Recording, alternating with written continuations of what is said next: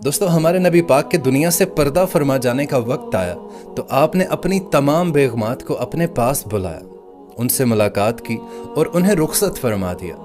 फिर आपने अपनी बेटी को बुलाया।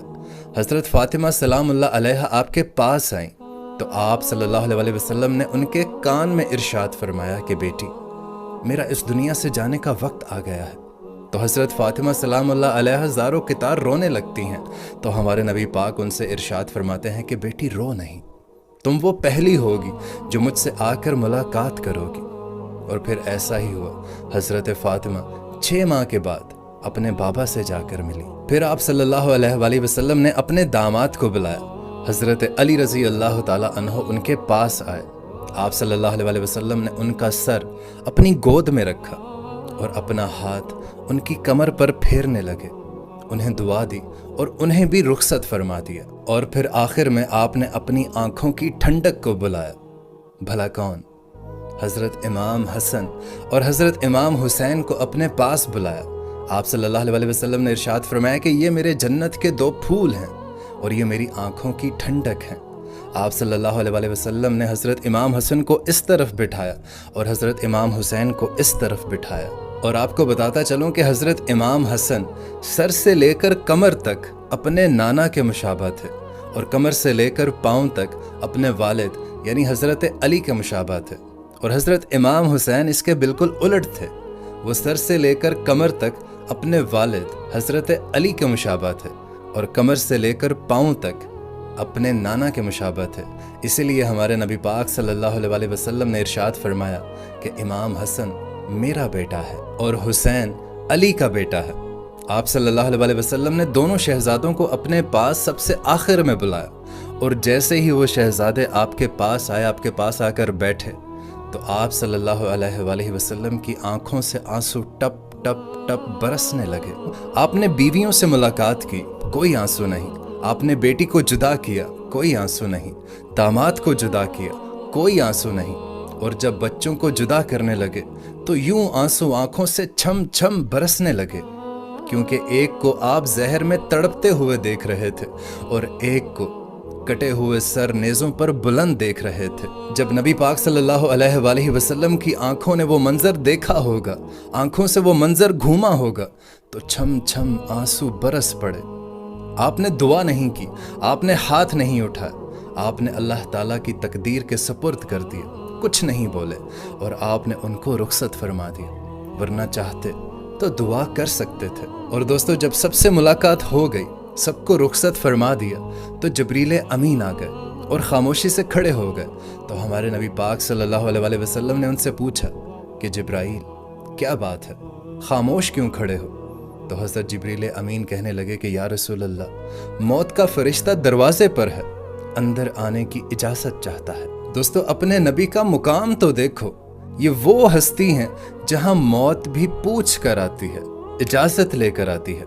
हमारे नबी पाक ने उन्हें इजाज़त दे दी, मुल्कुल मौत कमरे के अंदर तशरीफ़ लाए और हमारे नबी पाक सल्लल्लाहु अलैहि वसल्लम को सलाम अर्ज़ किया और कहने लगे कि या रसूल अल्लाह, आप वो पहली हस्ती हैं जिन्हें मैंने सलाम अर्ज़ किया है, वरना मैंने आज तक किसी को सलाम नहीं कहा।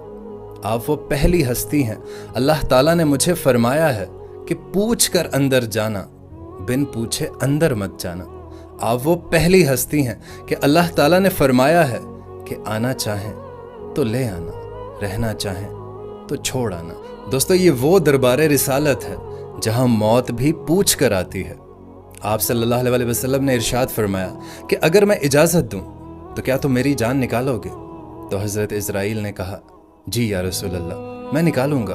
तो आपने यूं हज़रत जिब्रील अमीन की तरफ देखा, क्या कहते हो?